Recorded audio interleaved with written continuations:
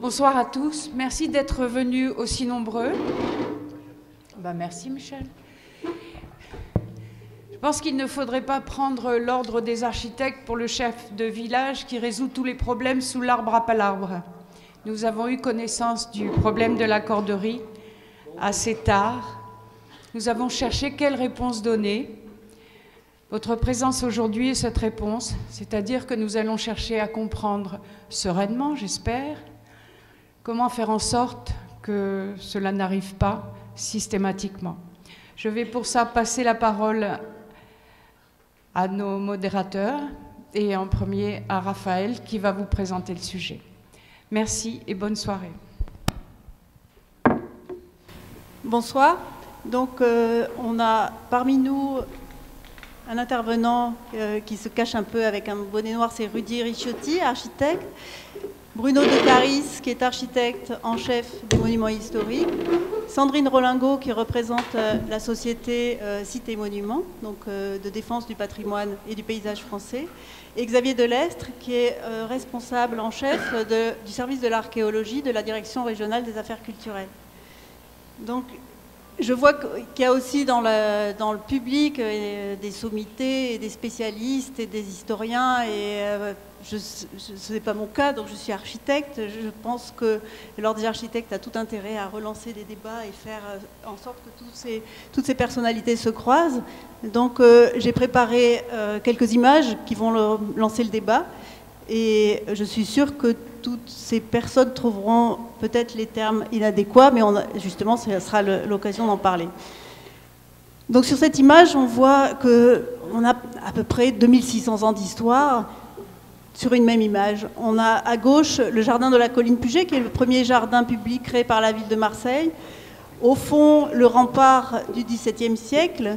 Et l'emprise devant le rempart de l'ancienne corderie qui prenait à peu près toute la longueur de ce rempart étant le seul qui n'ait pas été démoli par les travaux du XIXe siècle. Au fond, encore le XIXe siècle, avec la Vierge de la Garde, et en premier plan, la carrière qui a été découverte, qui a été datée de moins 600 ans avant notre ère. Ce site a une particularité, c'est que c'est un balcon au-dessus de la ville, c'est un balcon au-dessus de l'ancienne ville grecque qui occupait toute la rive nord du Vieux-Port, et comme on le voit ici, aujourd'hui, ça reste un belvédère, et il y a une espèce de renvoi entre les deux images de la ville, de la carrière grecque et dans l'ancienne ville, qui occupait donc la rive nord du port et qui a peut-être été édifiée avec des blocs qui ont été extraits de cette carrière-là, qui ont été acheminés en bas de pente et probablement ensuite acheminés de l'autre côté du port. De cette ville grecque à Marseille, on ne peut voir de cette époque uniquement qu'un chapiteau ionique qui a peut-être appartenu à un temple qui faisait environ 60 mètres de côté, donc c'était un bel objet, et quelques niches funéraires qui sont sur la droite de l'image. Maintenant, il reste la carrière, et on peut voir sur cette image que la manière dont on montre tout le patrimoine archéologique et tout le patrimoine historique de la ville est quand même pas dans sa meilleure représentation, puisque l'entrée du musée qui abrite tous ces vestiges et tous ces objets archéologiques est assez confuse, puisqu'on a à la fois des affiches commerciales, un centre commercial et un déambulatoire qui fait plutôt technique et qui semble plutôt amener à un parking qu'à un musée. Donc à Marseille, le patrimoine a quand même été malmené, même si on a on figure parmi les collections les plus riches du patrimoine archéologique, mais on voit que l'architecture de cette construction, donc de ce centre commercial, est quand même pas très respectueuse de tous les vestiges qu'on voit en son pied. Et parmi le patrimoine qui a été malmené, c'est aussi un patrimoine ordinaire, notamment tout ce quartier de derrière la Bourse, qui a été complètement démoli en 1929 pour des raisons qui sont peut-être pas des raisons, qui sont plutôt des raisons discutables, et qui ont aussi fait tomber toute la rive, une des rives du cours Belzins, donc qui était un très beau patrimoine du XVIIe siècle. Donc là, un autre quartier aussi qui a été démoli en 1943, tout le monde le sait, c'est le quartier qui est le bas du quartier du Panier sur le Vieux-Port. Tout ça aussi pour des raisons discutables. Donc si les grands travaux du 19e siècle ont été faits et ont été aussi très violents, comme l'éventrement de la butte des Carmes pour la construction de la rue de la République et la rue Colbert, le percement de la rue Colbert aussi qui a éradiqué complètement l'église Saint-Martin qui était la seule église gothique qu'on connaissait à Marseille, on peut dire que c'était quand même des chantiers qui étaient entrepris pour développer de l'espace public et moderniser la ville. Les chantiers qu'on vient de voir ici au niveau de derrière la Bourse et le quartier du Port sont quand même complètement pour d'autres objectifs. Donc la découverte de la corderie arrive un peu après ces événements. C'est peut-être aussi pour ça qu'elle soulève aussi un tel soulèvement et qu'elle pose autant de questions. C'est qu'on sait aussi qu'il y a énormément de patrimoine qui ont été enfouis dans tous ces chantiers. Donc juste pour rappeler rapidement les faits, c'est à l'occasion du terrassement pour creuser le parking et les fondations d'un immeuble d'une centaine de logements sur le terrain sur lequel on savait qu'il devait y avoir des vestiges archéologiques, que des fouilles préventives sont commandées au promoteur, Vinci Immobilier, qui les confie à l'INRAP en avril 2017. Toutes les dates, permis, recours, remise du rapport de l'INRAP seront précisées dans le débat. Les fouilles découvrent des tailles dans un calcaire tendre qui évoquent les blocs extraits et des objets en cours de réalisation de la carrière. En décembre 2017, la commission régionale se réunit. Elle conclut à la protection d'une petite partie du site. Le lendemain de la décision, le tractopelle de l'entreprise démolit ce qui reste, ce qui ajoute à l'aspect violent qu'ont ressenti les gens qui se sont mobilisés pour ce site. Et c'est désormais sans retour. Il reste 635 mètres carrés de vestiges et un projet de logement qui devra intégrer l'accès à ces vestiges, puisqu'ils sont protégés, et qui devra intégrer aussi certainement leur protection, puisque ce calcaire ne pourra pas rester à l'air libre, car sa constitution fait qu'il est dégradé par les pluies acides d'aujourd'hui. À la fin de l'année 2017, l'Ordre des architectes a pris l'initiative de cette discussion pour analyser la situation, pour comprendre comment, à l'avenir, nous pourrons aider à la préservation de ces patrimoines avec ceux qui nous alertent, ceux qui se battent pour la même cause. Et nous avons invité tous les représentants du projet et ceux qui se sont mobilisés pour ce site. Alors, merci beaucoup à tous ceux qui ont répondu à cette invitation. Mais nous regrettons de ne pas avoir réussi à faire venir les élus. Nous avions convié Laure Agnès Karadec, Alat Fructus. Nous avions aussi invité le promoteur Vinci et son architecte Daniel Deluy, mais ils ne seront pas là ce soir. Alors, qu'est-ce que peuvent les architectes? Alors, comme il n'y a pas que des architectes dans la salle, on peut peut-être rappeler que quand ils sont missionnés, les architectes doivent faire la synthèse entre un programme, un contexte, un bâti paysager, un contexte historique, un contexte politique, un contexte réglementaire, des délais, des normes de construction, et puis un prix, une économie de projet. Et même si les promoteurs et les élus ne sont pas là ce soir, j'aimerais qu'on aborde aussi ces questions fondamentales avec tous nos intervenants. Quand le contexte a une forte valeur patrimoniale, les interventions des architectes sont très délicates. Donc voici, après, quelques images de nos intervenants dans des contextes patrimoniaux très importants. Rudy Ricciotti dans la cour Visconti au Louvre pour l'aménagement des collections de l'islam.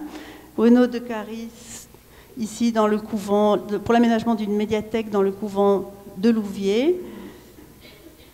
Et puis, quelque chose qui est d'un ordre beaucoup moins architectural, mais qui est un travail d'artiste, Eduardo Tresoldi, sur les ruines de l'abbaye San Spirito dans les Pouilles en Italie, donc qui reconstitue la forme de l'abbaye avec un grillage très fin. Et puis une dernière image qui est celle du Colomba Museum, réalisée par l'architecte Peter Zumthor, sur les ruines d'une ancienne église détruite pendant la guerre à Cologne. Alors, tous ces projets, non seulement mettent en valeur le patrimoine, mais le rendent aussi accessible. Et avant que chacun d'entre vous, parce que j'aimerais qu'on pose la question à chacun de nos intervenants, ne nous parle de son rapport au patrimoine, il faudrait peut-être avoir un recadrage au niveau de la manière dont on définit un patrimoine, ce qui en France définit, encadre et protège le patrimoine.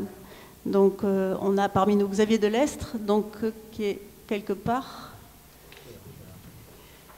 et qui va, voilà, et qui pourra nous recadrer l'aspect réglementaire. Je vous laisse la parole. Merci, bonsoir à tous. D'abord, je salue cette initiative et vous nous avez, le service de l'État, convié à participer et c'est très volontiers qu'on y a répondu et que je suis avec vous ce soir pour vous exposer ce qu'est le rôle et la place de l'archéologue que je suis et la responsabilité qui est la mienne en tant qu'agent du ministère de la Culture qui a en charge les questions de patrimoine archéologique. Alors, vous avez présenté quelques images qui permettent d'avoir un historique, non pas sur les questions d'urbanisme sur lesquelles je n'ai pas de compétences, mais au travers de votre propos, j'ai bien saisi que était en filigrane l'archéologie. Je voulais simplement dire deux choses avant de faire un petit commentaire bref sur la loi. Les premières images sur le secteur de la bourse correspond à un temps qui est l'origine de l'archéologie en France, puisque cette fouille qui a été réalisée à ce moment-là dans les années 60, 67, le début des fouilles, correspond à un temps qu'on appelle l'archéologie de sauvetage, c'est-à-dire un temps où la réglementation est quasi inexistante, puisqu'il n'y a qu'une loi qui a été écrite en 1941 par Jérôme Carcopino et qui a été validée à la Libération. Mais c'est le seul document que l'on avait, et lorsque cette opération s'est réalisée dans un contexte administratif compliqué, puisque les autorisations relevant du Code de l'urbanisme étaient délivrées. Donc les archéologues arrivaient après coup, ce qui générait déjà des tensions et des conflits avec les professionnels, aussi bien de l'architecture que de la construction. Et ce temps qui démarre dans les années qui sont celles de la Bourse, qui sera quand même la plus grande fouille urbaine jamais réalisée en France, et avec aussi la plus grande réserve archéologique qui n'ait jamais été réalisée en France. Et c'est toujours le cas. Hein. Le jardin dit des vestiges aujourd'hui du port antique, c'est pas un jardin, c'est une réserve archéologique hein, et qui reste à fouiller. Cette situation administrative, elle a perduré jusque dans les années 2001. Pourquoi ? Eh bien parce que entre 1945 et 2001, la France ne disposait que d'un texte de loi. Mais à la fin du XXe siècle, la France a ratifié une convention à Malte en 1992, elle est décidée, en 1994 elle est ratifiée, et cette convention européenne dit que le patrimoine doit faire l'objet de protection, doit faire le projet d'étude, et la France ayant ratifié en 1994 cette convention, elle a été dans l'obligation de traduire ces directives dans son droit national, ce qui a produit une loi nouvelle, qui est la loi de 2001, qui s'intitule justement une loi relative au patrimoine archéologique pour l'archéologie préventive. Et de quoi il s'agit ?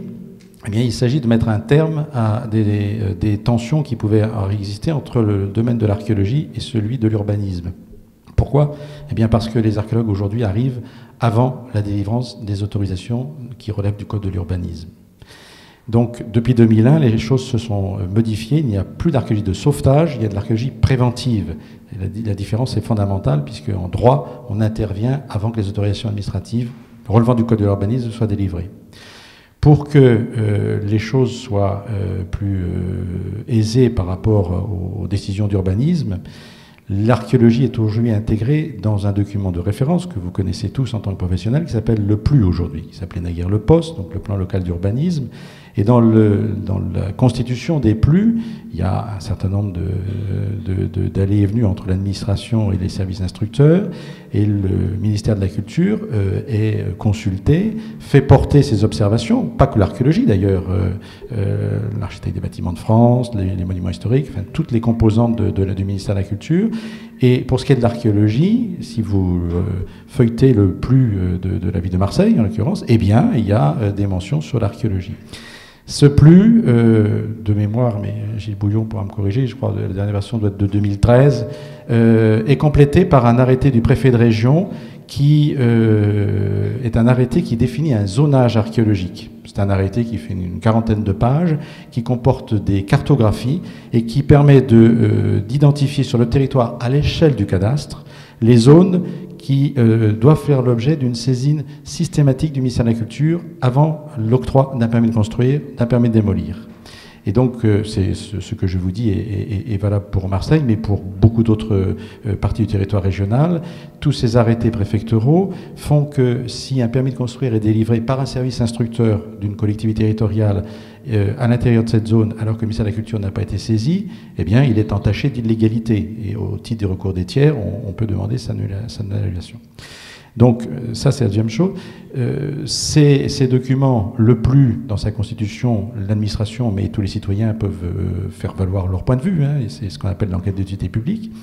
Et ensuite, l'arrêté de zonage, il est accessible à tout le monde, dans la mesure où tous les arrêtés de zonage qui sont pris au titre de l'archéologie dans cette région, il y en a à peu près plus de 200, ils sont tous accessibles en ligne sur le site internet de la Direction régionale des affaires culturelles. C'est-à-dire que vous, en tant qu'architecte, vous pouvez déjà aller voir si sur la zone dans laquelle vous pensez pouvoir développer un projet, il y a ou pas une contrainte archéologique qui peut se profiler. Donc ça, c'est un complément au plus, les arrêtés de zonage. Et pour ce qui est donc de la chose pratique, lorsque un permis de construire est déposé, le service instructeur le transmet à la Direction régionale des affaires culturelles, en application de la loi relative à l'archéologie préventive, mais aussi au titre du Code du patrimoine. Le livre 5 du Code du patrimoine, qui est une partie de ce Code du patrimoine, qui est exclusivement consacrée à l'archéologie, on prévoit la démarche administrative. Cette démarche est la suivante. Le permis de construire vient à la DRAC, il est regardé par les archéologues, sur l'éventuel impact que ce permis de construire pourrait avoir sur le sous-sol. Et là, très rapidement, il y a trois possibilités. Soit on considère qu'il n'y a pas d'impact archéologique, et donc, pour illustrer, mais c'est un feu vert, c'est-à-dire qu'il n'y a aucune contrainte archéologique et que le chantier et l'administration du permis de construire se déroulera sans qu'il y ait à rencontrer un archéologue. Là, le point extrême, c'est on considère qu'il y a des vestiges prégnants et qu'à ce moment-là, c'est le patrimoine qui prend le pas sur le projet. Donc ça sera un avis qui sera une opposition au permis de construire. Et puis il y a la phase intermédiaire qui correspond à l'esprit de la loi, dont le préambule de la loi de 2001 dit « L'État veille à concilier les intérêts du patrimoine et la nécessité du développement économique et social ». Et donc, c'est de faire la part des choses entre ce qu'il faut. Donc ça, c'est l'archéologie préventive, c'est le feu orange. C'est-à-dire que si on considère qu'il peut y avoir un potentiel, on lancera un diagnostic archéologique. Et c'est sur la base du diagnostic archéologique que l'on mettra en place ce qui est prévu depuis la Convention de Malte, c'est-à-dire une étude par la sauvegarde, ce qu'on appelle une fouille préventive. Voilà un peu en résumé les grandes marches du dispositif.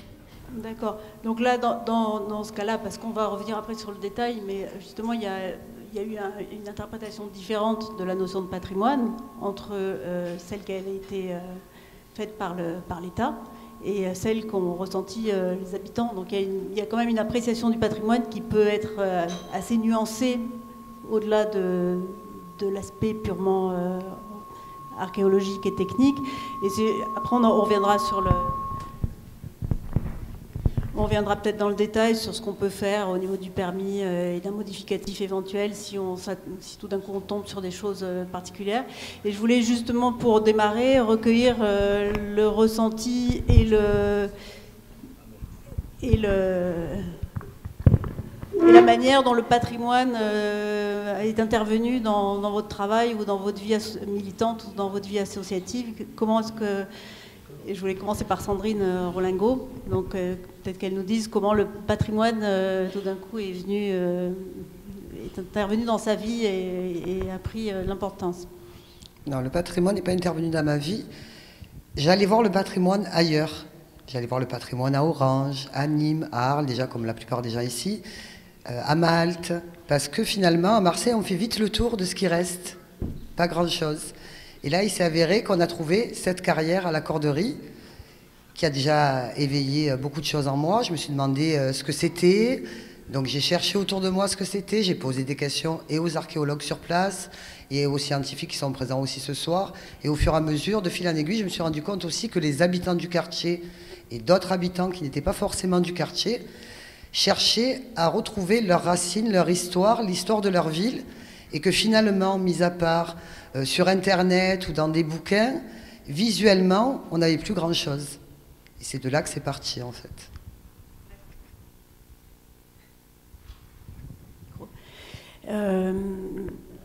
Je vais un peu distribuer la parole comme ça vient. Rudy, est-ce que tu peux nous dire quelque chose par rapport non, au moi, patrimoine dans ton travail? Moi, je passe volontiers la parole, si vous voulez. C'est pas... Qu'est-ce que tu veux que je réponde? Quelle est la part du patrimoine dans mon travail? La verticalité religieuse, tiens, voilà, par exemple. Le goût des pierres que je mets en corrélation avec le parmesan, tu vois. Il y a une transversalité mystique. Non, si tu veux, quand j'écoute le conservateur officiel du régime de la junte culturelle d'Aix-en-Provence, avec les mots, le cognitif que tu dégages, les grands services de l'État, le PU, la réglementation, le préventif, le mémoriel, l'expertise technique, j'entends tout ça. Je suis un grand républicain, tu vois. Je me dis quand même, ça ne nous a pas amené à la sagesse. C'est le moins qu'on puisse dire, hein, à la corderie, tu vois. Ça ne nous a pas amené à la sagesse. Ça n'a pas permis de développer une mémoire préventive. Et le problème, tu vois, c'est que tu es le seul à porter le chapeau maintenant. Tu es le seul. Comme architecte de droite, j'ai écrit sur la Marseillaise, dernier journal marxiste-léniniste pour lequel je pense qu'il y a encore un horizon métaphysique, romantique et révolutionnaire disponible. D'accord? Et je me dis, mais comment en est-on arrivé là? C'est ça le vrai sujet. Comment en est-on arrivé là? On en est arrivé parce qu'on est confronté, d'abord, article 1, à la domestication de l'architecture dans ce pays. Ce n'est pas une spécificité marseillaise, hein. Je vais encore me mettre tous les collègues à dos, hein. Mais on peut parler de domestication de l'architecture, comme on pourrait parler de domestication de l'art. Et de la même manière, on pourrait parler également de l'idée de la culture comme fuite, qui n'est plus ce qu'elle était dans les années 68, 70 et encore même 80, c'est-à-dire comme vecteur d'émancipation. L'architecture associée à la culture comme vecteur de soumission, comme mécanisme de colonisation, comme mécanisme de sous-développement, comme mécanisme de disparition des savoirs, de disparition des métiers, de disparition des passions, jusqu'au point, on a même pu voir que les mains qui ont façonné la première mémoire, celle de la transpiration laborieuse à Marseille, avec le marteau et le ciseau à tailler dans les infrastructures de Marseille, avec le bruit qu'on peut encore entendre de ces tailleurs de pierre, fabriquent la première verticalité, j'ai envie de dire presque message chrétien de la cité, il n'est pas entendu. Alors vois-tu, cher collègue, je peux te dire collègue, tu es archéologue quand même, c'est respectable. Tu portes une responsabilité écrasante. J'espère que Dieu te pardonnera, parce que de s'asseoir sur cette mémoire comme ça, de le cautionner, et les architectes sont d'accord avec toi. Tu sais, il y a eu une enquête dans la Marseillaise, la plupart d'entre eux disent, mais on s'en tape. On s'en tape. Mais oui, ça a été dit à la presse, il n'est pas là, coquille. Hein, tu es là, tu l'as relaté. J'étais pratiquement le seul à le dire. Ça m'avait eu l'opprobre de mes collègues de le dire. On a atteint le niveau maximum de la honte. Qu'est-ce que tu veux que je te dise? Moi, qu'est-ce que tu veux que je te réponde, Raphaël? Qu'est-ce que tu veux que je te dise de plus? Et tu crois que je vais me faire coincer entre l'archéologue officiel de la junte paraculturelle et puis la CMH, qui lui a particulièrement souffert du discours conservatif? Parce que lui, il est très très bon. Moi, je connais son travail, ce château où il fait une extension en béton, une œuvre extrêmement radicale, il ne pourra pas en parler, où il s'est fait fracasser, il s'est fait casser le cul par le discours conservatif. Tu comprends? Ça ne marche pas. Tu ne vas pas pouvoir établir une transitivité entre l'archéologue qui fait la grande messe et l'architecte des monuments historiques qui a souffert de cette grande messe, excuse-moi. Mais l'archéologue ne fait pas règlement. C'est tout. L'archéologue ne fait pas règlement. L'archéologue est une des composantes du processus. Alors peut-être qu'il est intéressant que Bruno... Ça serait intéressant que Bruno... Pas tirer des conclusions vers la sagesse. Attends, parce que Victor Hugo, puis je me tais, je ne parlerai plus jusqu'à la fin du débat. À 7h30, je me casse et je vais manger. J'ai la marmite qui tourne. Et j'amène la belle blonde qui est là-bas avec moi. Alors je vais vous dire... Non mais... Non, mais c'était quoi la question d'ailleurs? C'est pas une question. J'ai juste dit, non mais moi c'est pour resituer un petit peu les choses. L'archéologue fait partie du processus. C'est pas lui qui décide derrière. Ce que je veux dire, non mais personne décide. Non mais je pense que ce qui est intéressant, si, il y a un côté réglementaire. Écoute-moi, on n'est pas dans un salon, excuse-moi, je suis pas là pour paraître sympathique, tu vois, je te le dis. On n'est pas dans un salon mondain, on va pas perdre du temps, on va droit au but, ça merde à Marseille. Ici, plus qu'ailleurs, peut-être que l'architecture est domestiquée, et il faut le dire, voilà.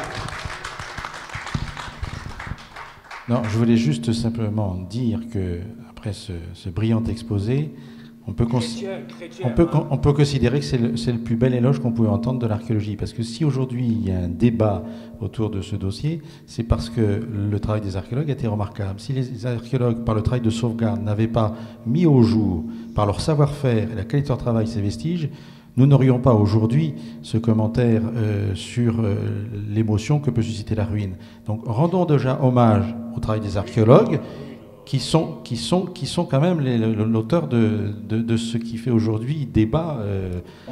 Pour moi, le propos de l'archéologue, c'est un propos scientifique.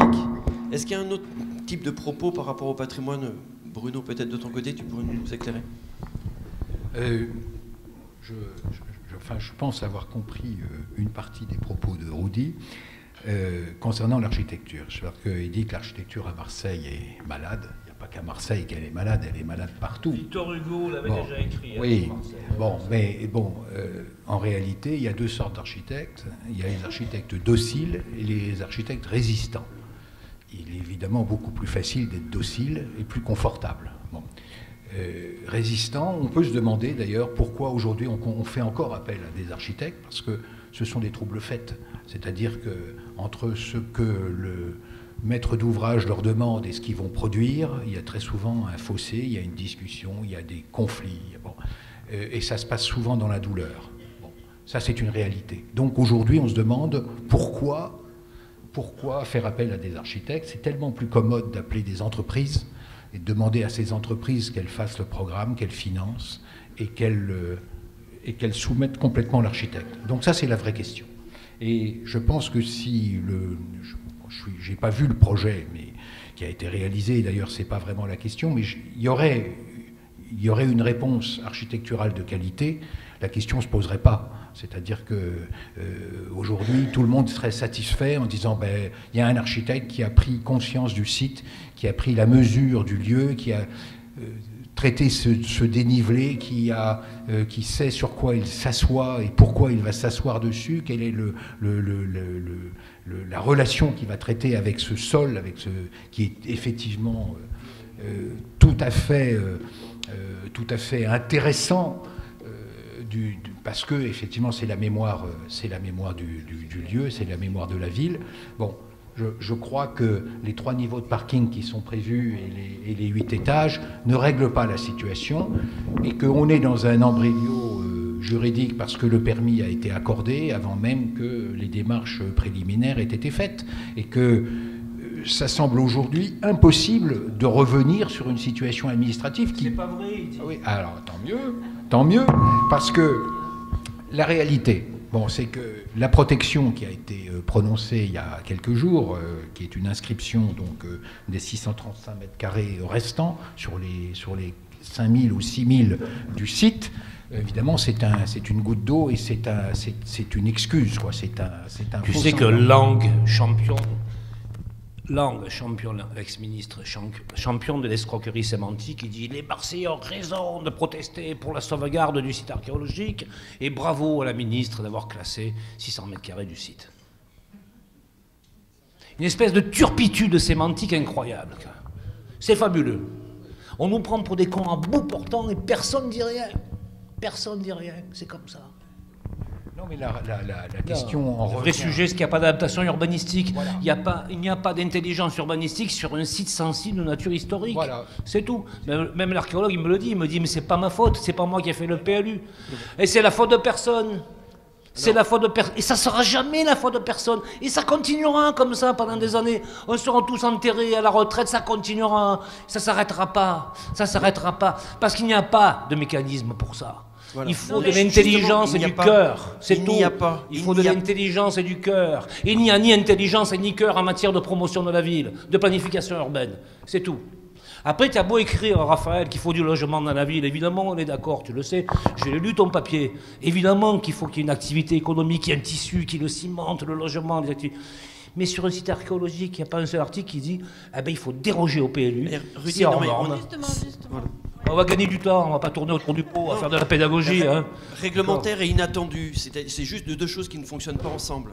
Donc effectivement, dès lors que c'est pour ça que ce qui me surprend, moi, c'est que visiblement, on connaissait les antécédents sur ce terrain. On savait ce qu'il y avait grosso modo dessus, non? C'est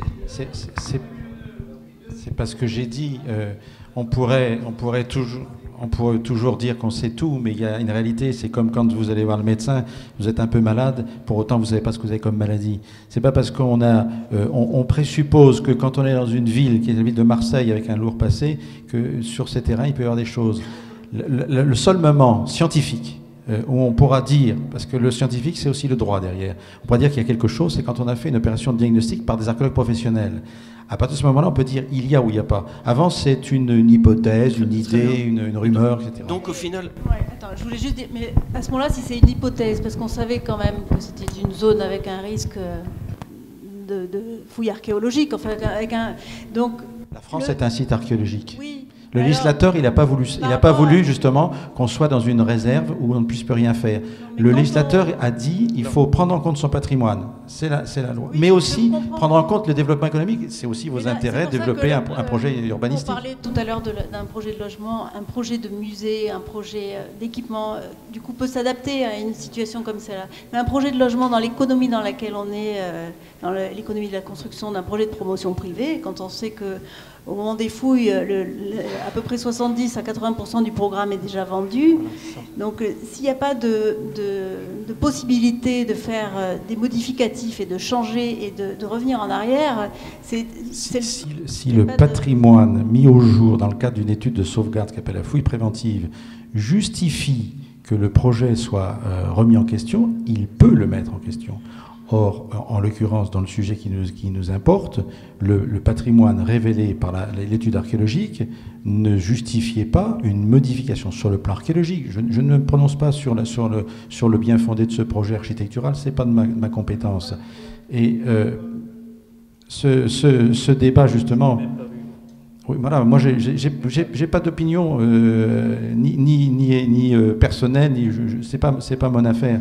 Moi simplement ce que je peux dire, c'est que quand on a mis au jour ces vestiges, des experts qui sont partie d'une commission, qui sont des archéologues qui représentent toute la composition de la recherche française, sont venus sur le terrain, on dit ça suppose une étude et il y aura une publication et ce qui doit être conservé sera conservé. Voilà. Donc j'ai une question ce soir, Monsieur Delestre. Attendez, dans la salle. On parlera après, s'il vous plaît.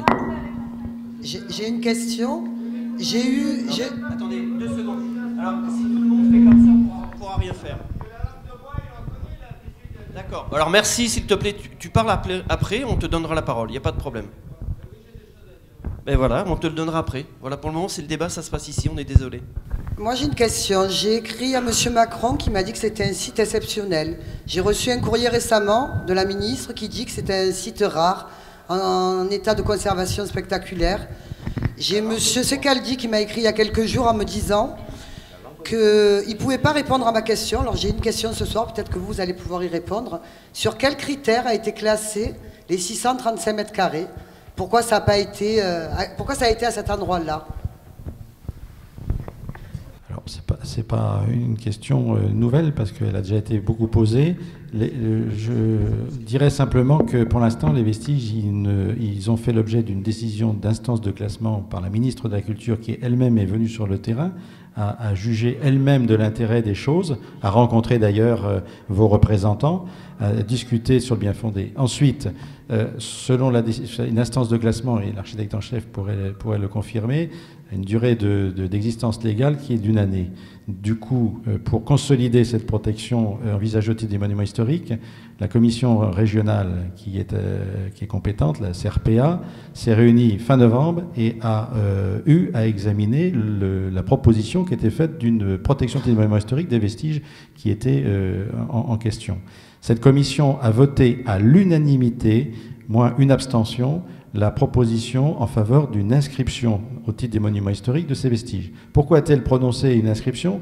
Parce qu'elle n'a pas le pouvoir réglementaire de se prononcer sur la notion du classement. Ça relève d'une commission nationale. Donc, mais pour prononcer le classement en termes de droit, il faut d'abord que les vestiges soient inscrits. Donc la première étape a été faite, c'est réglementaire, ça c'est la loi de 1913, hein, c'est pas un scoop que je vous délivre là. Et donc cette commission a donné encore une fois un quitus, et du coup les vestiges vont faire l'objet d'une protection. Cette protection, elle correspond effectivement à la zone qu'on a considérée. Alors la langue française a un sens, et ce sens se trouve aussi exprimé dans le droit. Ils sont remarquables, ces vestiges. Et au sens remarquable, parce qu'effectivement... M. Macron me dit exceptionnel dans son courrier, je l'ai là. Et Madame la ministre me dit d'une rareté, d'une ancienneté et d'un état de conservation. Regardez, c'est son courrier. Et bon, M. voilà. Macron donc, en tous les cas, pleinement conscient de l'importance de ce site exceptionnel.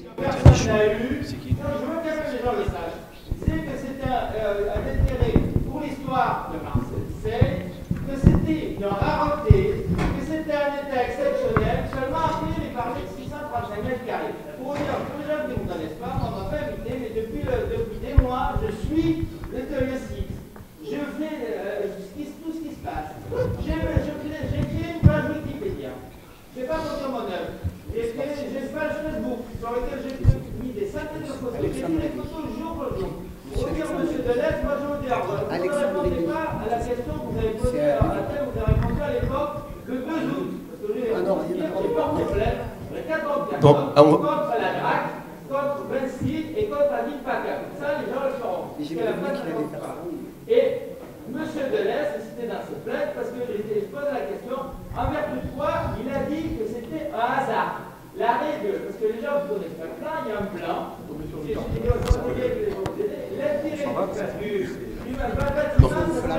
Non mais on va débattre avec la salle tout à l'heure. Alors attends, excuse-moi, on arrête. Attends, stop, s'il te plaît, tu ne respectes... Attends, stop, tu parleras, mais quand on te donnera la parole tout à l'heure, s'il te plaît.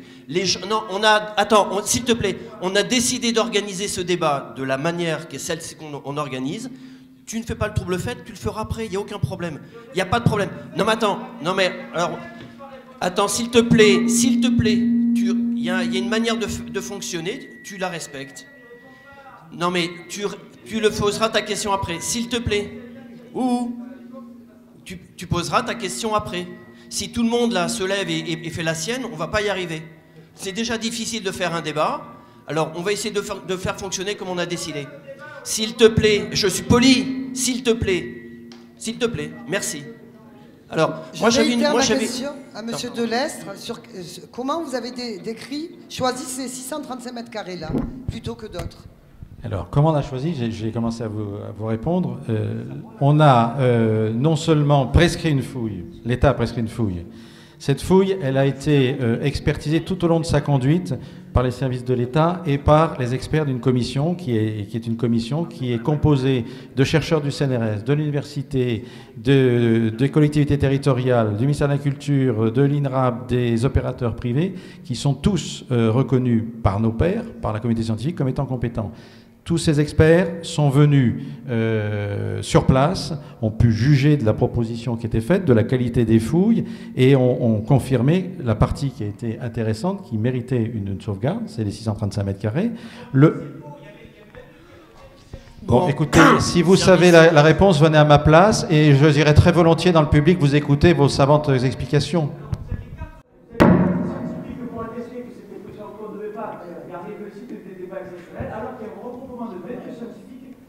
Le contraire. La majorité des scientifiques reconnus disaient que le site était remarquable pour son entièreté. Voilà. Donc vous êtes appuyé sur des gens qui étaient minoritaires, qui ne savaient pas de quoi ils parlaient. Je te l'ai dit, tu vas là. Bon, bah maintenant c'est dit. Bon, moi j'attends la fin de ma réponse. Du coup, j'ai M. Secaldi qui me dit qu'il ne peut pas me dire sur. Non, mais on va arrêter sur Mais on n'a pas la réponse tout de même. Oui, on n'a pas la réponse, mais on a d'autres. On a peut-être une autre façon de contourner la question. Peut-être, Bruno, est-ce que dans des situations équivalentes, parfois une décision politique ou une décision de l'aménageur peut complètement inverser un processus et du coup intégrer des vestiges dans un projet alors qu'il n'était pas reconnu comme devant être protégé? Moi, je trouve que c'est une chance d'avoir des vestiges. C'est une chance donc... L'intérêt, la réalité, c'est encore une fois la question du promoteur et de l'architecte. C'est-à-dire qu'on se trouve dans une situation qui est bloquée parce qu'ils ont leur permis, donc, et que ce permis, évidemment, il s'accroche après ce permis, et que tout modificatif demandé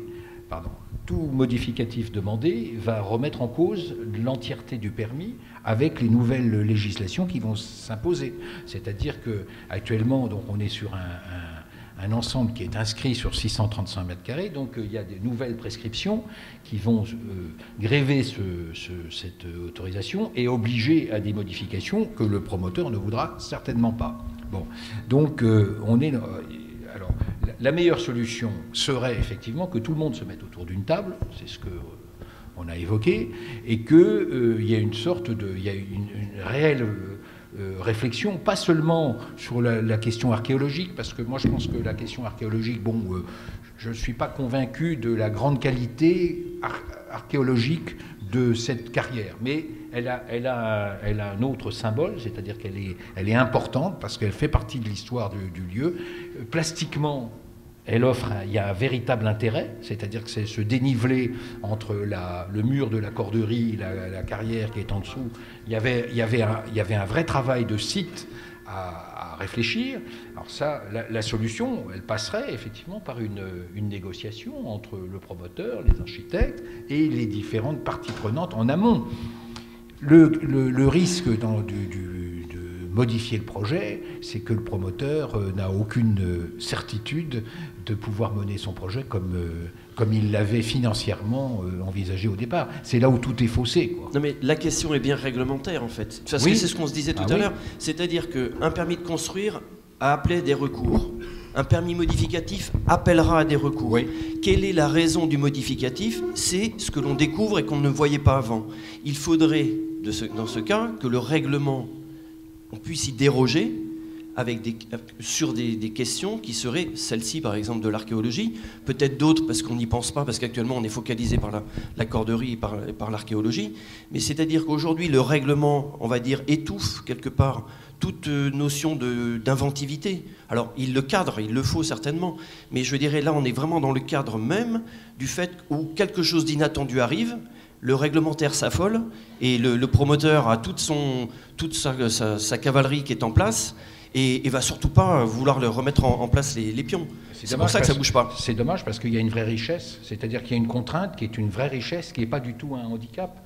Et c'est tout l'intérêt. Donc il y a un enjeu, il y a même un enjeu intellectuel, il y a un enjeu architectural auquel on ne répond pas. Ça, c'est évident. Et si vous voulez aussi, par la notion de prévention et de réglementation, moi, il m'arrive très fréquemment de voir des maîtres d'ouvrage qui viennent avec leurs architectes en me disant on a l'intention de développer ce projet-là. Est-ce qu'il peut y avoir un risque? Comment? Etc. Donc la mesure d'anticipation, elle existe, elle est possible réglementairement. Et du coup, ces contraintes, elles sont prises en amont. Mais il y a des sujets qui peuvent entraîner des modifications, puisque nous sommes à Marseille, il y a quelques années, c'était en 2008, je crois, on a quand même bien modifié la réalisation d'un équipement qui se réalisait pour préserver quoi?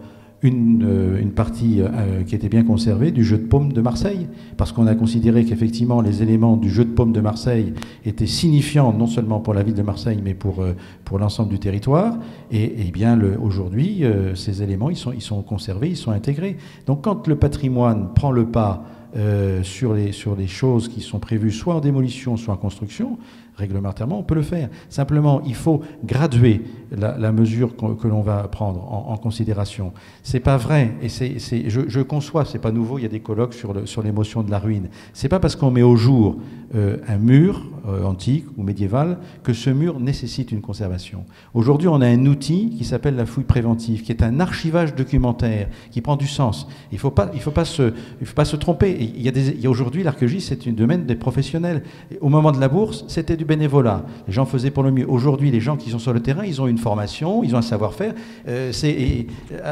Aujourd'hui, on ne construit pas une maison. Si on n'est pas architecte, on sait faire. Il y a des savoir-faire. Donc là, il faut savoir aussi que... Je crois qu'on aborde vraiment... Enfin, là, c'est un autre sujet, c'est effectivement la notion de patrimoine au sens la plus large possible.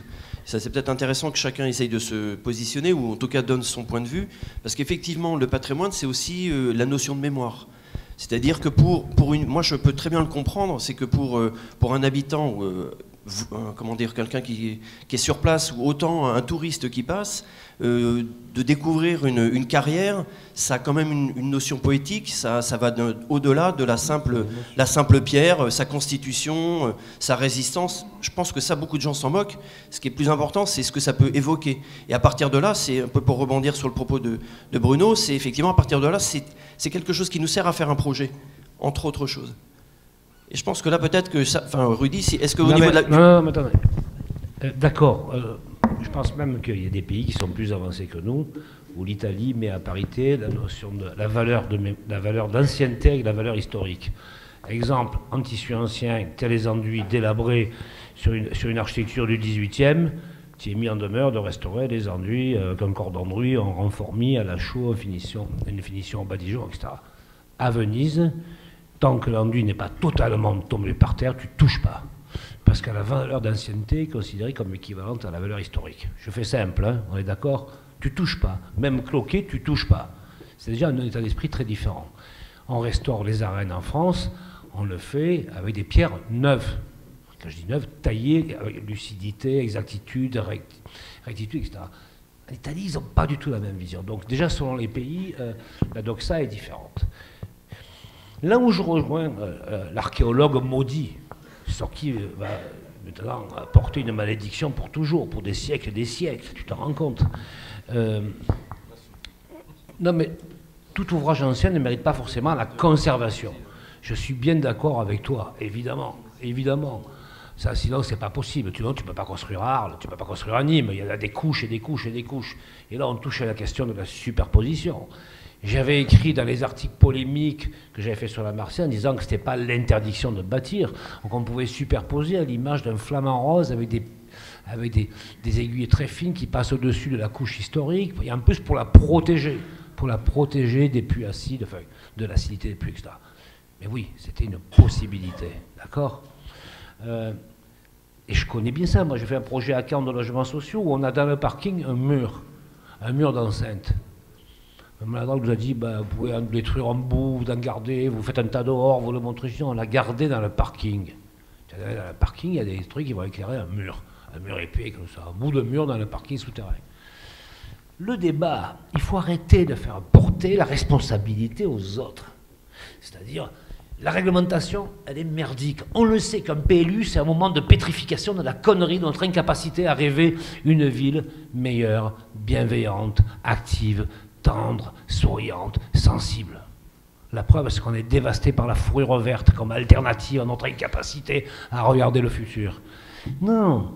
Et puis les élus, pourquoi toujours la faute des élus? Les élus, ils sont morts de peur. Ils ont peur de tout le monde. Ils ont peur de leur institution, ils ont peur de l'administration, ils ont peur des riverains, ils ont peur des électeurs. Il faut les comprendre, les élus. Non, le sujet, c'est notre incapacité à nous, les architectes, à convaincre les promoteurs, peut-être à cirer un peu moins les pompes, pour être un peu plus au combat. Je suis désolé, présidente, je ne vous ai pas salué, je ne savais pas que c'était vous, la présidente. Et je ne suis pas là pour paraître sympathique. Nous avons une responsabilité écrasante. Au moment même où nous voulons être des acteurs de la cité, on s'arrondit, on se ramollit. On est de plus en plus disparus. Je ne dis même pas effacés, disparus. On est né disparu. Ça veut dire quoi, ça? Puisque nous sommes dans l'incapacité d'aller au combat, l'incapacité d'aller à la résistance, l'incapacité d'aller dans la... Laissez-moi terminer. Dans la transgression.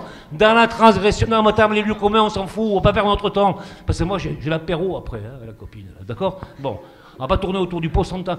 La responsabilité, elle est chez nous. Basta. Et les promoteurs, c'est à nous de les mater. Si on ne sait pas faire, regarde ce qui se passe à Marseille. Marseille, c'est un catalogue d'échecs urbanistiques en ce moment. Qui c'est qui va le dire? Je suis le seul à le dire, d'accord? C'est pas toi qui va le dire, tu es mort de trouille, c'est pas mes confrères ici dans la salle. Ils se tiennent à carreau comme ça devant Gaudin. C'est bien notre incapacité. Voilà. Alors, j'espère. alors moi je pense... Non mais pour rebondir sur ce que tu dis, je pense que la simple chose aussi, c'est peut-être qu'il y a un manque de culture, un manque de manière de pouvoir réagir. De maturité politique. Certaines, je préfère dire ce mot plutôt que oui. courage. Maturité politique. Mais c'est aussi un savoir qui permet de pouvoir parler et de pouvoir argumenter et de pouvoir expliquer une démarche, une réflexion, un parti pris. Je veux dire, Bruno, j'imagine que sur les projets que tu as pu faire à Falaise ou ailleurs, ben voilà. Non mais c'est bien par un savoir et par une démarche et un parti pris soutenu et argumenté que ça a pu passer. D'ailleurs, depuis, tu travailles. Si, je travaille encore. Je résiste. Voilà. Non, mais la notion, d'abord, moi, il y a une chose que je n'aime pas trop, j'ai toujours dite, je n'aime pas qu'on sépare le patrimoine et l'architecture.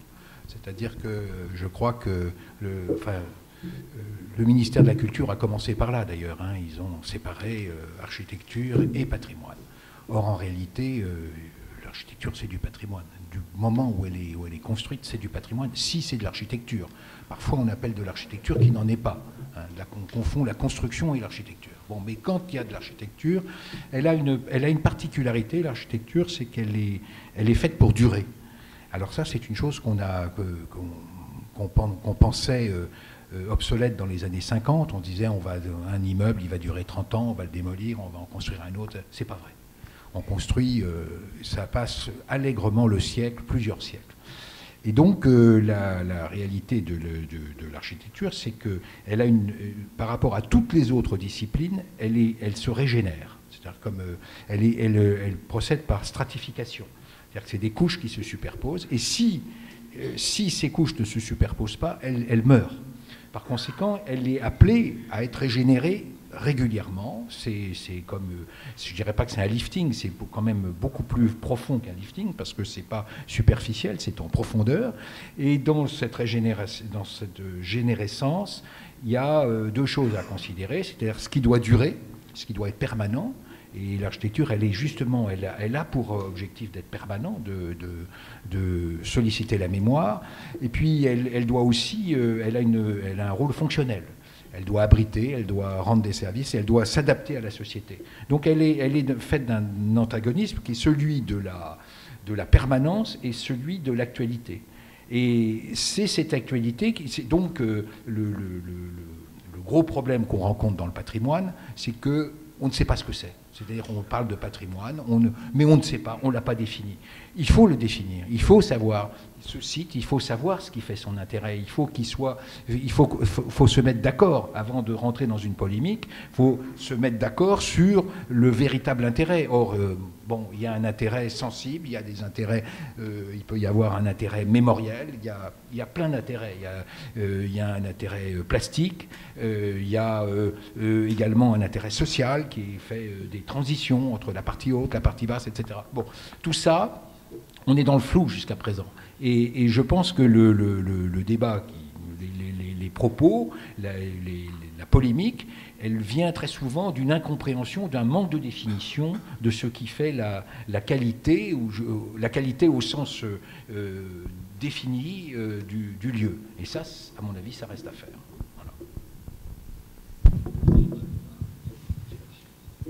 Non, les journalistes oui. veulent parler. Ah oui, non, mais on va donner la parole après, parce qu'il y a pas mal de gens qui veulent... Ouais. Il y a Monsieur de Villeneuve qui voulait ajouter quelque chose, peut-être.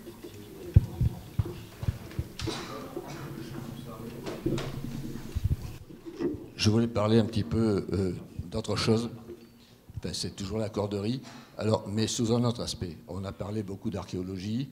Moi, je voudrais parler de géologie, puisque on m'a demandé à l'orée de ma retraite de m'occuper de la carte géologique. Et là, j'ai découvert dans cette carte géologique que finalement, pratiquement, sur le bassin de Marseille, on ne connaissait rien du tout. Pas d'unité sismique, pas de sondage, pas de forage, que dalle. Rien. Et donc, ce n'est pas étonnant qu'effectivement, après, on se pose des questions. Qu'est-ce qu'il y a de commun, finalement, entre les archéologues et les géologues? C'est la pierre. Bien entendu, c'est tout ce qui nous reste de nos ancêtres. Tout le reste disparaît. Alors, la pierre, elle enregistre tout ce qui est autour d'elle, son environnement, la température, l'oxygène, tout ce que vous voulez, mais en même temps, elle enregistre également le travail des humains de l'époque. Quand on connaît des humains, c'est le travail qu'ils ont fait sur la pierre. C'est ça, finalement, qui nous reste. Alors, je suis content, finalement, je travaille évidemment pour la carte géologique, chose que je ne faisais pas d'ailleurs, parce que j'ai travaillé dans le monde entier, sauf à Marseille, et sauf dans la région. C'est d'ailleurs pour ça qu'on m'a demandé de m'en occuper, parce que comme ça on s'est dit au moins celui-là, il est indépendant, il n'est pas à parti pris. Voilà. Et en même temps, j'ai travaillé avec des archéologues, parce que finalement, les archéologues aussi, ils aimaient bien savoir d'où venaient les pierres, qu'est-ce qu'ils en faisaient, etc. Donc je suis content de travailler avec eux. Et de l'autre côté, je ne tire pas non plus sur les architectes, les archéologues, les promoteurs, parce que dans le bassin de Marseille, s'il n'y avait pas de promoteurs, il n'y aurait pas il n'y aurait pas de tranchées, il n'y aurait pas d'enfouissement, et pratiquement, je verrais que du goudron et du ciment. Avec ça, je ne fais pas une carte géologique. Donc, d'un côté, je rends hommage. Sauf que, dans 90% des cas, même 95%, en gros, finalement, c'est de la roche normale qu'on connaît. Ce n'est pas un site géologique remarquable et défendu. Ça peut être un site archéologique éventuellement, mais ce n'est pas dans mon objet. Mais dans 2% des cas ou 3% des cas, et c'est le cas de la Corderie, alors là, on a à la fois un intérêt archéologique majeur, tout le monde est convaincu, et également un intérêt géologique. Alors je ne vais pas développer ici. Pourquoi ? Pourquoi ? Simplement parce que la Corderie, c'est un accident géologique. Il y a eu une petite faille. On a cru que c'était un ruisseau, c'est pas vrai, c'est une erreur. Il y a une petite faille qui fait que toute la roche de la Corderie a été érodée partout. Elle devait se répandre dans la région. Elle a été érodée totalement, sauf à l'endroit de la faille où ça a été préservé par un piège. C'est vraiment exceptionnel. Mais nos anciens, qui n'étaient pas si bêtes que ça, finalement, c'était un très bon carrier, ils ont tout de suite compris l'intérêt de cette roche, qui est remarquable. Elle est tendre, elle est molle, elle se débite en parallépipède, et c'est l'idéal pour faire des sarcophages. Facile à travailler, ça se débite déjà directement en parallépipède, exactement de la taille d'un corps humain. Donc et ils ont tout de suite compris le système.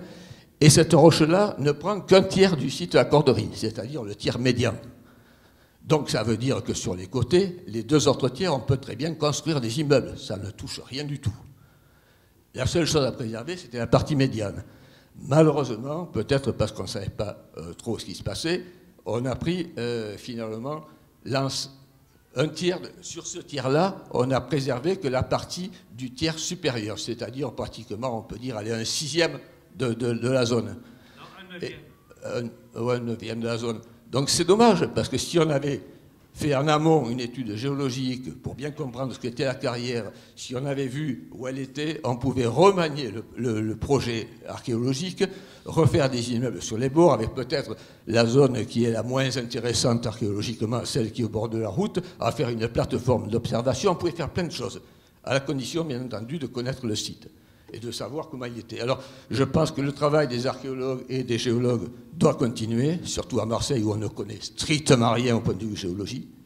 La nouvelle carte va apparaître au mois d'avril. Je pense que tout le monde va se précipiter pour savoir ce qui se passe. Et je pense que ça sera très bien pour tout le monde, y compris pour les archéologues et y compris pour les promoteurs.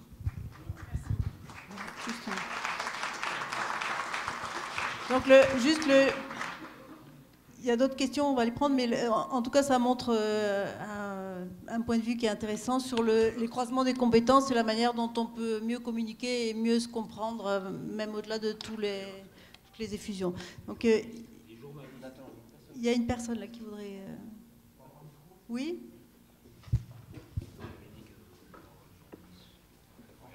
Merci. D'abord, par rapport à l'introduction au début de Madame Séraphaël, c'est ça ?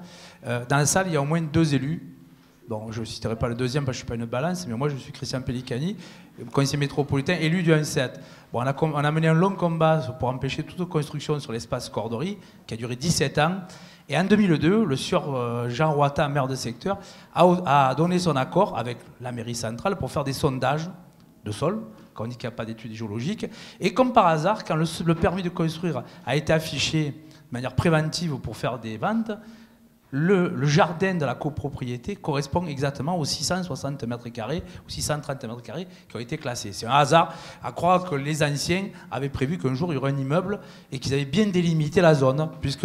Et même la lettre de la ministre qui a été fait, les recommandations pour déterminer cette zone, elles sont dans un courrier adressé par la maire de secteur au CIQ du quartier et au CIQ tout court de l'arrondissement, qui date légèrement juin, juillet, même à mai 2016, où on a les informations où la messe était déjà dite sur le classement. Donc moi je ne vais pas faire un long plaidoyer sur la bataille, l'histoire, qui a fait bien, pas bien. Simplement dans le débat qu'il y a eu, il y a des élus de l'opposition, Christian Pellicani, dont je suis élu communiste, membre du Front de gauche, le deuxième élu s'il veut parler il peut.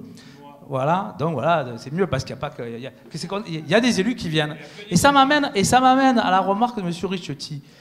Là, le débat, on dirait qu'il y a les bons architectes, il y a les architectes qui ont du talent oratoire et je partage beaucoup de ce qui a été dit par Rudy, mais en même temps, moi, je ne suis pas pour qu'on dédouane le vrai coupable de l'affaire.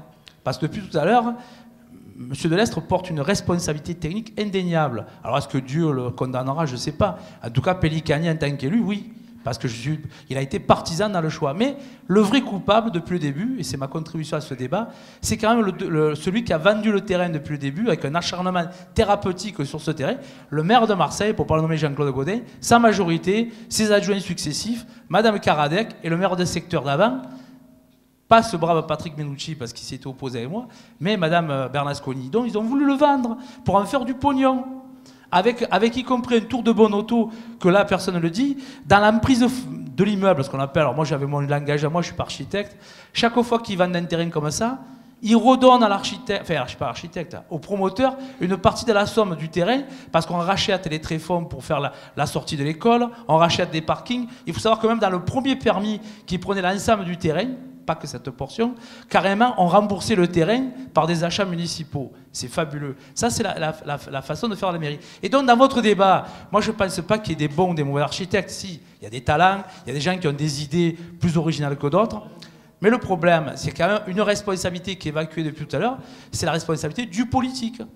Et le PLU, il peut être... C'est comme la Bible, ça peut être interprété d'une manière ou d'une autre. Là, elle a été interprétée pour que le promoteur fasse du pognon jusqu'au bout. Voilà, moi je vous le dis aujourd'hui, et j'espère que les discours qui ont été là, menés par les uns et les autres, sur d'autres sites du 7e arrondissement, il y aura le même traitement du patrimoine, mais meilleur traitement du patrimoine, je me reprends, un meilleur traitement du patrimoine, je pense notamment à Giraudon par exemple, où il y a des murs anciens, et je pense qu'il faudra... Et il n'y a pas de pierre jetée à Pierre-Paul ou Jacques ici à la tribune. Je pense que ceux qui ont des discours sur la corderie, il faudra qu'ils aient les mêmes discours sur leur projet. Parce qu'il y en a d'autres projets. Il y a y compris Avenue de la Corse, sur le lycée, avec des sarcophages. Donc on a un Marseille qui émerge en permanence et qu'on n'a pas de politique municipale du patrimoine. Et je pense que, ça a été dit par Rudy tout à l'heure, il y a un problème dans cette ville depuis des décennies. Et pour vous donner un exemple, c'est l'histoire, puisque la Marseillaise a été citée abondamment. Il y a l'ancien journaliste de la Marseillaise, qui est décédé depuis longtemps, André Remarque, qui était écrivain par ailleurs, qui avait fait un livre qui s'appelle Marseille à cœur, ouvert, enfin Marseille au cœur, qui rappelle comment cette ville elle a été déconstruite en permanence pour être reconstruite par les Marseillais. Mais ça, c'est une vue de l'histoire sur le long terme. Mais aujourd'hui, on pourrait faire vraiment autrement. Et cette politique du patrimoine, il n'y en a pas. Pour preuve... Et on va se retrouver à côté de l'abbaye, il y avait un permis de construire qui vient de tomber, à côté de l'abbaye de Saint-Victor, et il y a déjà des gens qui réfléchissent comment on peut contourner la difficulté. Voilà. Donc moi je pense que le politique ne doit pas être évacué de notre débat. Je suis un politique, je l'assume, je ne suis pas du tout un technicien, mais je pense que les politiques, il ne faudrait pas qu'on... Alors il y a M. Delestre, il porte une croix, mais les autres, il ne faudrait pas les dédouaner. Et moi, je suis de ceux qui pensent que quand je fais de la politique, je gère les affaires de la cité, je prends des choix, je fais des choix, et ce n'est pas les mêmes que ceux qu'a fait Jean-Claude Gaudin sur ces terrains-là et comme d'autres. Voilà, merci.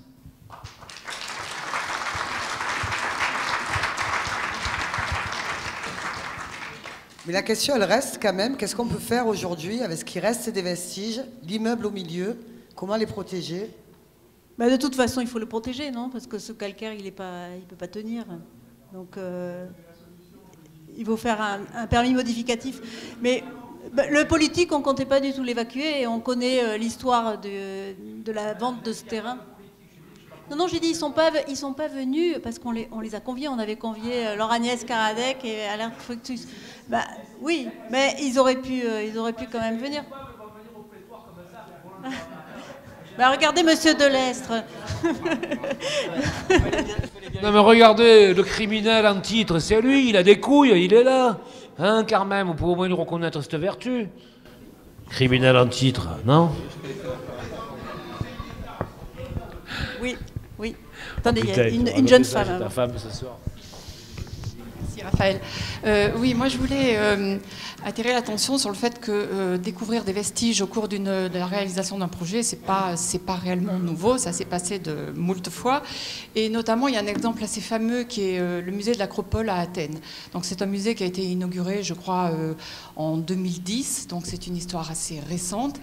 Et la construction de ce musée a subi moult vicissitudes, dont la dernière en date était justement la découverte de vestiges. C'était guère étonnant puisque le terrain d'assiette de ce musée était à 300 mètres, je crois, de l'Acropole. Donc évidemment, on a découvert des vestiges très importants d'une cité antique qui ont remis en cause évidemment le projet. La réponse qui a été apportée par Tchoumi, Bernard Tchoumi en l'occurrence, a été donc de modifier complètement les projets qui avaient été conçus et de faire un musée sur pilotis. Ce qui a permis de garder donc tous les vestiges, et chaque pilotis a d'ailleurs été positionné de façon à éviter toutes les pierres. Donc il louvoie, ce sont des pilotis qui sont disposés de façon très aléatoire, en tout cas pour éviter donc chaque pierre. Le résultat est étonnant et très beau d'ailleurs, et a permis à la fois de préserver les vestiges puisqu'ils sont couverts, sans remettre en cause l'édification du projet. Donc moi je pense qu'il existe effectivement des solutions pour pouvoir construire, pour pouvoir protéger et réaliser. Non mais d'accord, mais c'est une raison d'État, c'est l'Acropole, c'est le cœur du discours patrimonial international. Et quelle projection politique on peut tirer de ce que tu racontes, dans laquelle on est tous entièrement d'accord. Dans le cas de l'urbanisme domestique, c'est ça le sujet. Avec des riverains qui sont faibles, avec des architectes qui sont faibles, avec des promoteurs qui sont irascibles, avec des élus qui ont la trouille. C'est ça, l'Acropole, c'est raison d'État. Si tu touches à l'Acropole, c'est une guerre nucléaire, d'accord? Le vrai sujet, c'est au niveau domestique, ami, qu'est-ce qu'on fait? C'est ça?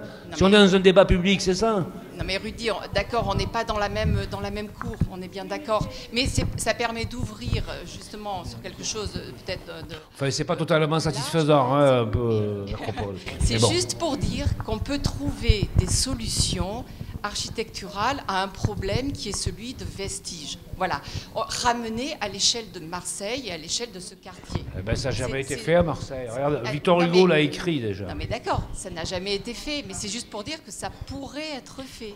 Voilà. On est bien d'accord, hein. On est bien d'accord. Hein. Il y a une dame là qui veut parler. Un monsieur. Voilà, je peux aller là pour qu'on me voit. Voilà. Donc, je suis Georges Aillot, président du comité du Vieux-Marseille. Je vais vous lire un tout petit paragraphe que j'ai envoyé à tous mes adhérents à propos de la carrière entière de la Corderie à Marseille, réflexion pour une écologie du patrimoine.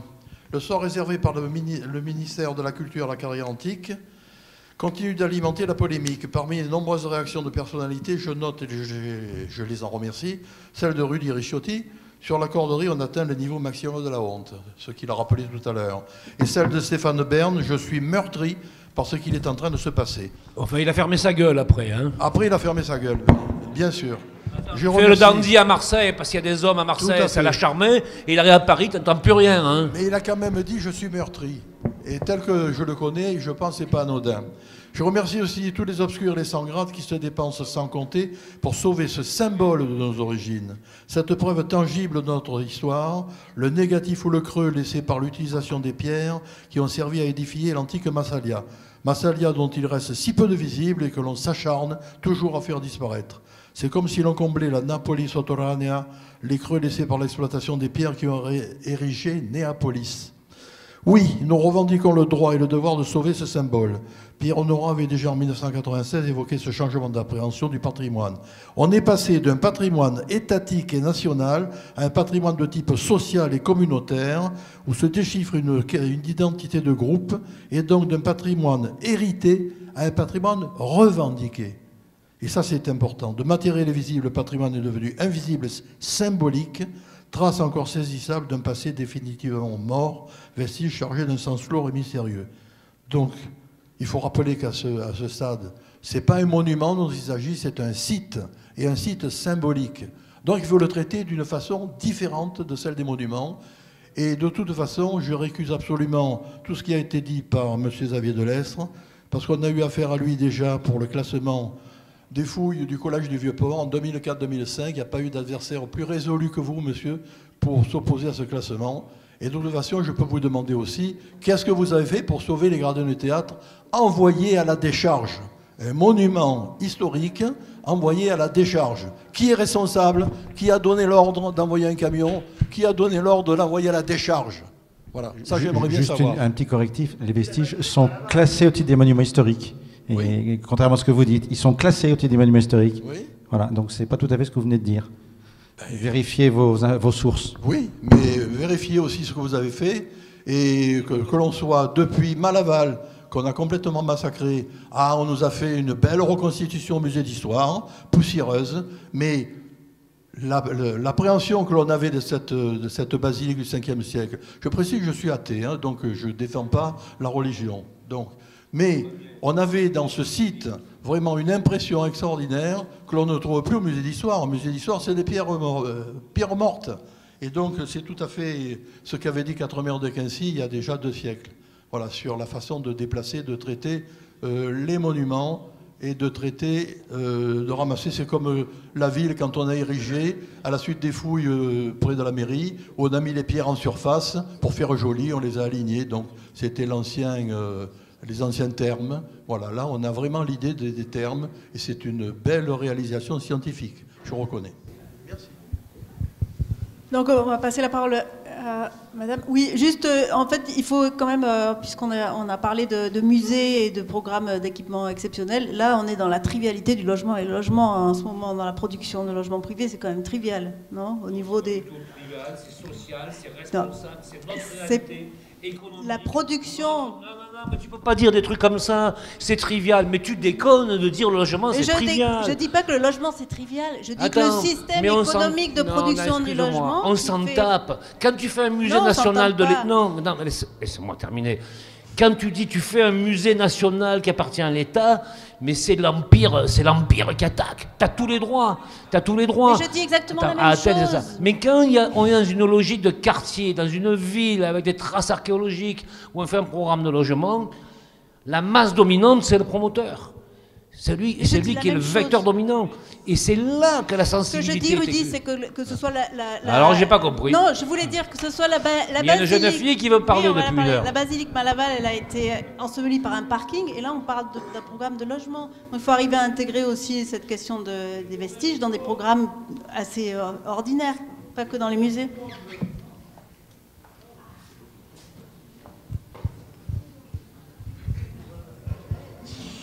Oui, je voudrais ajouter un argument qui pourrait peut-être aider à agrandir le périmètre de la fouille au niveau des vestiges. Un argument paysager. En fait, les fouilles sont faites sur le jardin de la Corderie. C'est un jardin qui date des années 70, qui était surtout une plaine de jeux. Et au-dessus, comme vous l'avez dit tout à l'heure, il y a le plus ancien jardin de Marseille, le jardin public, le jardin de la colline Puget. Donc au niveau paysager, les fouilles pourraient correspondre à un parc paysager avec promenade archéologique qui pourrait très bien être protégé, etc., avec des vitrages, etc., comme on fait dans tous les autres pays. Et je voudrais aussi rappeler la circulaire interministérielle, alors je ne sais pas si elle a évolué depuis, hein, qui date de 1973 et qui préconisait 10 mètres carrés d'espace vert par habitant. Au niveau du 7e arrondissement, à Marseille, on est à moins de 5 mètres carrés, comme de toute façon au niveau de toute la ville, sauf le 8, 9e et 11e arrondissement qui ont les 10 mètres carrés par habitant. Donc c'est quelque chose de très important qui devrait être intégré au PLU, sans parler de tout ce qui est... ma question, c'est on parle d'archéologie, on parle de géologie, il faut aussi parler paysage, il faut biodiversité. Ce sont des espaces perméables qui apportent à la ville de la biodiversité. C'est quelque chose de très actuel. Les petites plantes, les petits animaux nous font vivre. J'ai vu la dernière exposition là, sur la nature en ville au Muséum de Marseille. On atteint quand même à Marseille un tiers des végétaux recensés au 19e siècle ne sont plus là. Donc le paysage dans cette zone est très important. Puisqu'on a le jardin de la colline Puget, et que ce jardin de la Corderie poursuit. J'ai pas de questions à poser, je dis juste que actuellement on parle beaucoup de biodiversité et c'est une zone qui pourrait entrer dans ce cadre.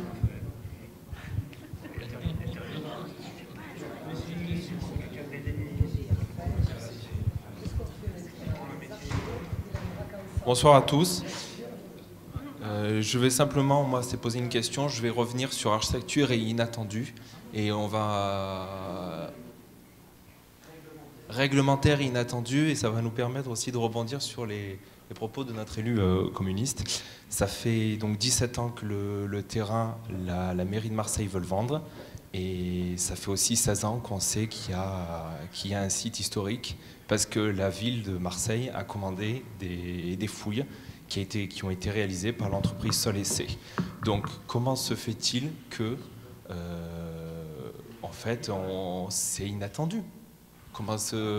C'est tout simple. Comment se fait-il que la DRAC, on ne sait rien, on ne savait rien? Je vous y répondre très. D'abord, c'est pas qu'on ne sait pas, on avait l'information qu'il y avait des sondages géotechniques, mais je vais vous illustrer mon propos. Est-ce que vous avez quelquefois essayé de regarder par un trou de serrure pour définir l'intérieur d'un appartement? Si à partir d'une focale comme ça, parce que est-ce que vous savez ce que c'est qu'un sondage géotechnique? Est-ce que vous savez comment ce que ça sort comme information? Et est-ce que vous avez vu un diagnostic archéologique? Oui, bien sûr. Est-ce que vous voyez la différence entre les deux?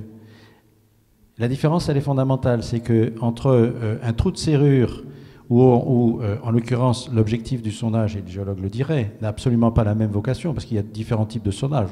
Si ces questions techniques vous intéressent, on pourra les développer entre les sondages carottés, forêts, etc. L'information qui est captée n'a aucune valeur historique. Aucune valeur historique. En revanche, le diagnostic archéologique qu'on fait, qui est l'acte officiel de détermination, là, il est représentatif. Pourquoi? Parce qu'il y a un minimum de sondages qui sont faits, qu'on considère comme étant des ouvertures représentatives et réparties sur le terrain pour donner une idée de la puissance, de la nature et caractériser les vestiges. C'est à partir de ce moment-là que l'on va décider, parce que c'est pas simplement dire, on pense que, etc. L'acte, alors, mon voisin va le regretter peut-être, mais on est dans un état de droit. Et l'action que l'on mène, elle est encadrée par des lois. C'est pas moi qui fais les lois, il y a des élus ici. Donc les élus sont responsables de la constitution des lois. Moi, je ne fais que d'essayer de les appliquer. Et par conséquent, à partir de ce moment-là, on peut arriver à donner des réponses qui sont satisfaisantes pour tout le monde. Moi, j'ai pas d'intérêt sur telle ou telle question. Je regarde objectivement ce que je vois. Et à partir du moment où j'ai suffisamment d'éléments statistiques, je peux dire que mon jugement, il a une représentativité, pas sur un trou de serrure. Bien sûr, oui, pourtant... mais on a déjà abordé ce sujet. Je crois que comme on s'approche un peu de la fin, ce qui est important, c'est de savoir ce qu'on va faire. Pourtant, finalement, on savait bien qu'il y avait un site. Point. Oui. C'est important ce qu'on va faire maintenant. Est-ce que... Oui. Marc Malozic, donc de la Drive. ex-Socotec, ex-7. Moi, simplement, dans cette histoire, la moralité, c'est qu'aujourd'hui, on est en train de se retrouver à se battre comme un promoteur qui, lui, est tout puissant. Et que les politiques qui lui ont accordé ce permis et tout ce qui s'ensuit ne peuvent même pas revenir. On a fait des choses à Avignon, on a fait des choses à Aix-en-Provence, on a fait des choses même au centre de Marseille, dans le quartier du Panier, la butte des Carmes, ou devant la porte d'Aix. On a fait revenir les promoteurs à l'époque sur des décisions. La solution, elle est, Rudy l'a donnée, d'accord? Elle est faite aussi par ailleurs, ailleurs, donc que ce soit en Europe ou dans le monde. Il n'y a qu'à Marseille qu'on ne peut rien faire.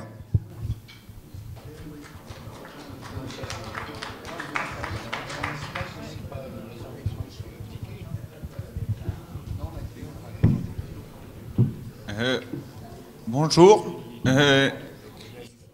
Il paraît que dans le 15e arrondissement, il existe un terril où il y a des bourrouches qui ont été entassés. Et on m'a dit à la mairie du 15-16 que ce terril allait recevoir un sarcophage. Donc, en fait, ma question, c'est pourquoi est-ce qu'on serait capable de faire un sarcophage pour un terril de Bourrouge qui menace les populations et pas pour des vestiges du 5e siècle avant Jésus-Christ?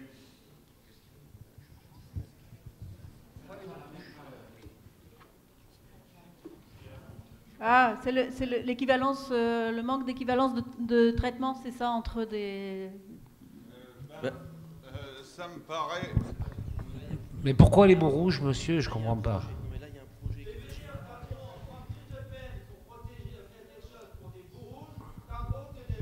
Ah, les Bourrouges de l'usine de Gardanne. Enfin, sur les Bourrouges... Non, mais...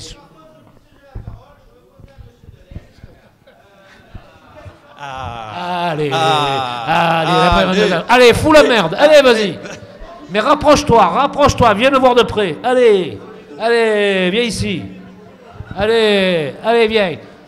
Et moi, et si jamais il est en plâtre, je vous séparerai. Allez, et te laisse pas faire, toi. Hein? Non, j'ai pas peur. Non, je veux dire, c'est Comment juste... t'as pas peur? Si, tu as intérêt d'avoir peur, il a la cravate, il t'étrangle. Moi, j'ai pas peur. Non, j'ai pas peur, je veux dire, je suis sur le chantier fonce tous les dans le jours. tas. Allez, fonce dans le tas. La question que beaucoup de gens se posent, c'est pourquoi ce tant de rapidité, au lieu de prendre le temps de faire des fouilles. Moi, j'ai le texte que les gens pourront lire après, de Jean-Claude Bessac, spécialiste des carrières antiques, qui dit qu'il faudrait plusieurs mois, que c'était l'occasion unique d'étudier cette carrière, de connaître les choses sur des carrières, qu'il y a très peu de documents, qu'il fallait donc le conserver. Pourquoi cette précipitation?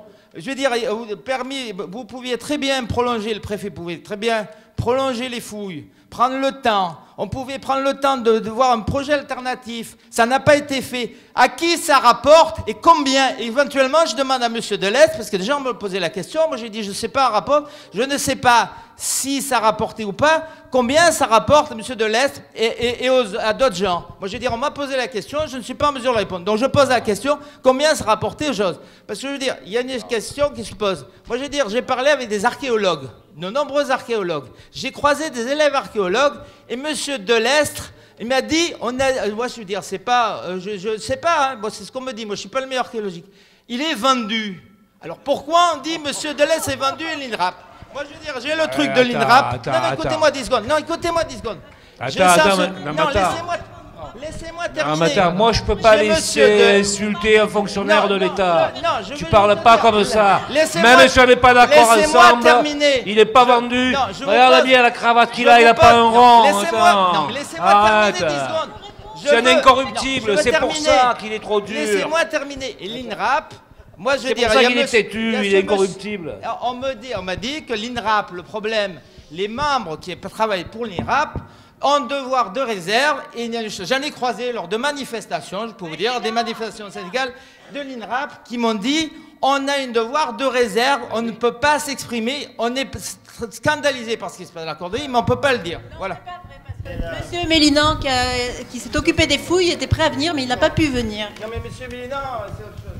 Non, mais... Non, lui, il a bien fait son boulot. C'est à un autre niveau. Mais attends, les baux rouges, monsieur, brièvement, là, c'est pas hors sujet, mais c'est un sujet environnemental important. Je me suis renseigné, parce que j'habite pas loin des baux rouges, vous comprenez? Je me suis renseigné auprès de du Parc national, qui ont des informations scientifiques. Le taux de métaux lourds des baux rouges, l'exutoire de 40 cm qui plonge à 400 mètres, ça s'appelle... Non. Ah non, mais en tout cas, les baux rouges de Gardanne, elles arrivent dans la fosse la Cassidène.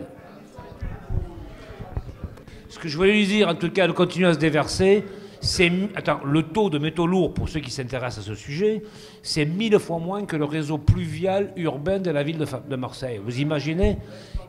Et le réseau pluvial, c'est 1000 fois moins que le Rhône dans sa nature. Ce qui veut dire le taux de métaux lourds déversés par les baux rouges de l'exutoire de Gardanne et des eaux de lavement est 1 million de fois moins chargé que le Rhône. Vous imaginez?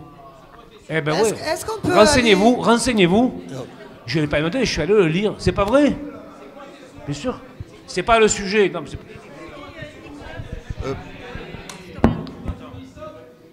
peut-être juste... Non, c'est pas grave. Je me suis renseigné, j'étais scandalisé par les baux rouges, je suis allé me renseigner. Et c'est des problèmes d'ordre de grandeur, c'est tout. Peut-être pour apporter simplement des éléments de réponse en termes de prix. Hein, Vinci a acheté le terrain à 1,6 million et il se fera 10 millions d'euros de marge brute sur la revente du terrain, puisque c'est à 250 € du mètre carré qu'il l'achète. Donc simplement pour effectivement reparler de cette longue déchéance de cette ville antique sans antiquité, c'est vrai qu'on a commencé dans les années 70 par une opération majeure qui a été le port, le vieux port de la Bourse, où on a pu arrêter le chantier contre les pelleteuses, contre l'avis du maire de fer de l'époque, et l'État a pu sauver effectivement ces vaisseaux antiques majeurs. Il y a eu effectivement cette affaire calamiteuse en 2004 de la basilique Malaval, basilique majeure qu'on a laissé mourir et dont les cartons-pâtes remontés au musée sont peu de choses et dont le conservateur de l'archéologie porte une part écrasante de responsabilité à l'avoir laissé partir. Et puis il y a effectivement l'affaire de la Corderie. On se dit il n'y a plus rien d'antique à Marseille, tout est détruit. Non, il y a encore des parcelles. Il y a encore effectivement une capacité à résister à la densification urbaine, quand on entend ces chiffres terribles de densité de 5 mètres carrés par habitant dans la ville. Mais effectivement, comment faire en termes de réponse légale, je ne sais pas, mais ce qui est clair, c'est qu'il faut avancer sur la carte archéologique, vraiment avancer sur un inventaire et anticiper sur les chantiers. Est-ce qu'on va pouvoir dégager d'aussi grandes parcelles de 6 000 mètres carrés que celle-là? C'est pas sûr. Mais en tout cas, il y a une urgence absolue à anticiper sur la carte, c'est-à-dire prévoir. Et là, effectivement, quels moyens l'État peut-il avancer pour anticiper sur cette carte? Il y a une carte archéologique qui a été faite d'abord par Drocourt à l'atelier du patrimoine, une autre faite par le CNRS, mais qui concerne l'activité antique. Comment on avance sur ce sujet? La carte. La carte sur le territoire marseillais, hein, c'est bien ça. Parce qu'elle existe sur la région et pas sur le territoire marseillais.